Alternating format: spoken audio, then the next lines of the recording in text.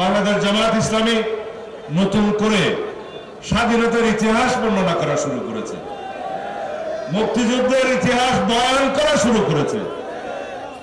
যারা বাংলাদেশের স্বাধীনতাতে বিশ্বাস করেনি, স্বাধীনতার বিরোধিতা করেছে, মুক্তিযোদ্ধাদের হত্যা করেছে, এদেশের আমার মা বোনদেরকে পাকিস্তানের হানাদার বাহিনীর কাছে হস্তান্তর করেছে, সংখ্যালঘুদের নির্যাতন করেছে, তারা কিভাবে মুক্তিযোদ্ধা এবং স্বাধীনতার ইতিহাস বলে? নাউজুবিল্লাহ। বিকৃত ইতিহাস বলছে।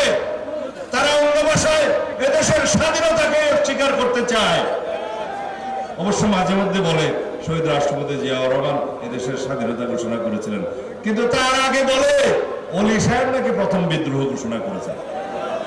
ইতিহাসে লেখা আছে শহীদ রাষ্ট্রপতি জিয়াউর রহমান, তৎকালীন মেজর জিয়া, তিনি ওই রিভোল্ট বলে তার সেনা কর্মকর্তাদের নিয়ে তিনি বাংলাদেশের স্বাধীনতা ঘোষণা করেন 25 তারিখের দিনগত রাতে 26 তারিখের প্রথম প্রহরে। সেজন্য বাংলাদেশের স্বাধীনতা দিবস 26 তারিখ। বাংলাদেশ জামায়াত ইসলামের বন্ধুগণ, আপনাদের বিরুদ্ধে কিছু বলতে চাই না, এটা ইতিহাসের পক্ষে বললাম, কারো বিপক্ষে বলা আমার অভ্যাস নয়। কিন্তু যেখানে স্বাধীনতার ইতিহাস আক্রান্ত হবে, বাংলাদেশের গৌরবময় ইতিহাস আক্রান্ত হবে, মুক্তিযুদ্ধের ইতিহাস আক্রান্ত হবে, সেখানে একজন সচেতন নাগরিক হিসেবে বসে থাকতে পারি না, একজন রাজনৈতিক কর্মী হিসেবে। এবার জাতীয় রাজনীতির কথা বলে আমাদের একটি পরিকল্পনা আছে। আমার নেতা ঘোষণা করেছেন আই হ্যাভ এ প্ল্যান। আমরা তার সাথে সুর মিলিয়ে বলছি উই হ্যাভ এ প্ল্যান।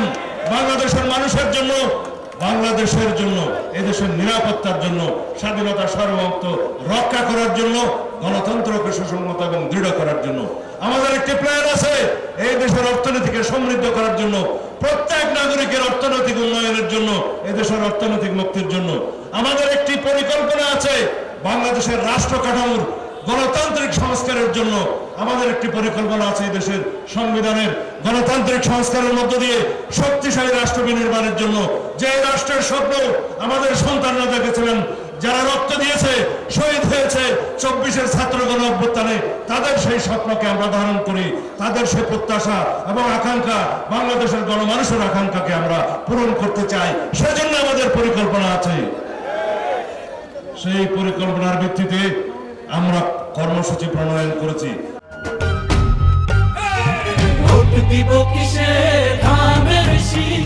আমাদের কর্মসূচি আছে। সেই কর্মসূচিতে আমরা আজকে ইশতেহার প্রণয়ন হয়েছে, প্রকাশ হয়েছে। বাংলাদেশের রাজধানী ঢাকায় আমাদের চেয়ারম্যান সাহেব জনাব তারেক রহমান সাহেব সেই ইশতেহার পড়া শেষ করেছেন হয়তো ইতিমধ্যে। তার মধ্যে আছে এই দেশের প্রত্যেক নাগরিকের হাতে স্বাস্থ্য কার্ড থাকবে, কেউ বিনা চিকিৎসায় মৃত্যুবরণ করবে না। গরিব মানুষ, আমাদের ভাই বন্ধু যারা উন্নত চিকিৎসা পায় না, সরকারি খরচায় তাদের চিকিৎসার ব্যবস্থা করা হবে, উন্নত চিকিৎসা। আমরা কৃষকদের জন্য কৃষক কার্ডের কথা বলেছি, আমাদের দরিদ্র মা বোনদের জন্য, দরিদ্র পরিবারের জন্য ফ্যামিলি কার্ডের কথা বলেছে, যার মধ্য দিয়ে মাসিক একটি নির্ধারিত দ্রব্য সামগ্রী নিত্য প্রয়োজনীয় বিনামূল্যে পাবে। তার ক্ষমতায়ন হবে, মর্যাদাবান হবে এবং সেই মহিলা, সেই নারী তার অর্থনৈতিক সমৃদ্ধির মধ্য দিয়ে সন্তানদেরকে শিক্ষিত করতে পারবে, দেশের একজন উপযুক্ত নাগরিক হিসেবে গড়ে উঠবে। এমন শিক্ষা ব্যবস্থা আমরা প্রবর্তন করতে চাই যে শিক্ষা ব্যবস্থার মধ্য দিয়ে প্রত্যেক শিক্ষার্থী একজন কর্মঠ দক্ষ জনশক্তিতে রূপান্তরিত হবে। শিক্ষার উদ্দেশ্য কেবল ডিগ্রি অর্জন হতে পারে না।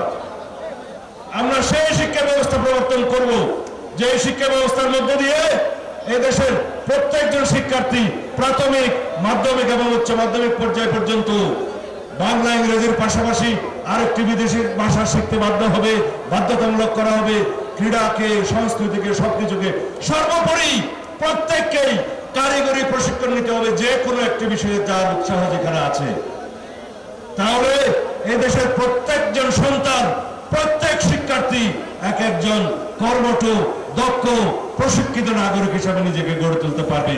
নিজের কর্মসংস্থান নিজে করবে এবং দেশে এবং বিদেশে কর্মসংস্থান খুঁজে পাবে, বাংলাদেশের অর্থনীতিকে সমৃদ্ধ করবে। এইভাবে পরিবেশে, খাল খননে, সমস্ত জায়গায় আমাদের পরিকল্পনা আছে।